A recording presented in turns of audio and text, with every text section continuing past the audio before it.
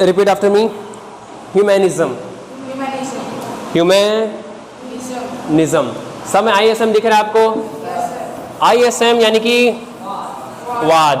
क्या होता है? वाद। वाद का मतलब विचारधारा। क्या होता है? विचारधारा। और विचारधारा क्या होता है? किसी भी व्यक्ति का थॉट प्रोसेसिंग। क्या processing? Thought processing. Thought processing मतलब जैसे कि आपका नाम, किसी एक जन का नाम बताओ। जैसे कि लाइमन के एग्जांपल लेते हैं।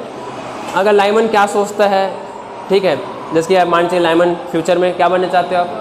डॉक्टर बनना चाहते, ठीक है। तो लाइमन अगर एक मतलब बहुत बड़ा चीज़ का डिस्कवरी कर दे, फॉर एग्जांपल कैंसर का ट्रीटमेंट, ठीक है, और उसके बाद फिर अपना आइडियोलॉजी दे, तो क्या कहलाएगा? लाइमनिज्म। क्या कहलाएगा? एग्जाम्पल है, ठीक है, तो लाइमनिज्म हो जाएगा। तो लाइमन क्या सोचते हैं? जैसे लाइमन सोचते हैं कि जो भी बीमार है उसका लोगों को कुछ ना कुछ सेवा करना चाहिए। अगर आप ऐसा सोचते हो, ठीक है, तो जो जिसका विचार होता है लाइमनिज्म, तो लाइमनिज्म में किसका विचार? लाइमन का विचार। विचार का मतलब वो कैसे क्या सोचते हैं चीज़ों के बारे में, अलग अलग चीज़ों के बारे में। तो इज्म का मतलब क्या हुआ?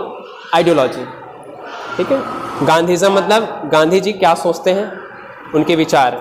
विचार को हिंदी में इंग्लिश में क्या बोलते हैं? थॉट्स। शांत रहो, बजाओ बजाओ मत एकदम, ठीक है। फिर आता है आपका ह्यूमैनिज्म। क्या आता है? ह्यूमैनिज्म का मतलब होता है मानववाद। क्या होता है? मतलब आप सब इंसान को बराबर समझो। क्या समझो? मानववाद। मानववाद। देखिए ज़्यादा मुश्किल नहीं है इसका वो निकालना। ह्यूमन मतलब मानव, इंसान। इज्म यानी वाद। इसमें चल देखते हैं हम कॉपी में क्या डेफिनेशन दिया है। बाकी इसका मीनिंग होता है कि आप इंसान में भेद ना करो। क्या ना करो? भेद ना करो, चाहे वो किसी कास्ट से हो, चाहे किसी रिलीजन से हो, चाहे कोई अलग जेंडर से हो, ठीक है। अलग जेंडर यानी कि यहाँ पर भी मतलब इसके अभी सब ज़्यादा अन्याय जो हो रहा है ट्रांसजेंडर के साथ हो रहा है। कि कैसे साथ हो रहा है? ट्रांसजेंडर। तो ह्यूमैनिज्म इस चीज़ को ही मानता है कि सब एक बराबर है, सब एक बराबर है। ये आइडियोलॉजी होती है। देखते हैं आपके बुक में क्या है। In this era, importance was given to priority of human materialist comfort. It is known as the man. उतना अच्छा नहीं है। क्या? एरा मतलब युग। युग, कलयुग चल रहा है ना, तो युग है ना वही वाला। एरा का मतलब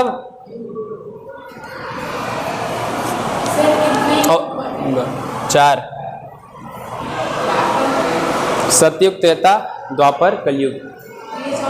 हाँ, फिर सतयुग होगा। हो गया। एरा मतलब युग। हाँ, किसके साथ? हाँ, रिसेट होता है। हाँ, बहुत बार हुआ है वो। कुछ कुछ ऐसा है वो एग्जैक्ट आप देखेंगे तो क्या मनवंतर होता है, कल्प होता है, ऐसा टाइप से। जब चारों युग एक बार होता है तो चतुर्युग एक बार, महायुग बोलते हैं। चारों होता है तो एक बार, ठीक है। एरा मतलब युग। क्या? नहीं, पुराण के हिसाब से मैथोलॉजिकल बोलते हैं इसको। अकॉर्डिंग टू हिंदू धर्म ऐसा है, अकॉर्डिंग टू हिंदू रिलीजन ऐसे टाइप से, according to Hindu text book ऐसे टाइप से होता है। गीता में नहीं है क्या? अब ये रिलीजियस है, मतलब धर्म के आधार से है, अलग अलग धर्म के हिसाब से ऐसे टाइप से। अकॉर्डिंग टू हिंदू स्क्रिप्चर्स ऐसे लिखाते हैं। जैसे कि अगर आपको आंसर में लिखना है तो according to Hindu scriptures there are 4 युग्स ऐसे टाइप से। सतयुग, त्रेता, द्वापर, कलयुग ऐसे टाइप से, ठीक है। आप साबित करना चाहो तो साबित अभी तक करना मुश्किल है ना, आप कैसे कर पाओगे ऐसे टाइप से। साबित हो जाएगा तो मान जाएंगे। मॉडर्न साइंस नहीं मानता है ऐसा टाइप से। तो जब भी आंसर लिखवाते हैं तो लिखते हैं अकॉर्डिंग टू हिंदू स्क्रिप्चर्स।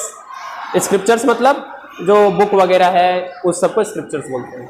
तो अकॉर्डिंग टू हिंदू स्क्रिप्चर्स ऐसे लिखते हैं।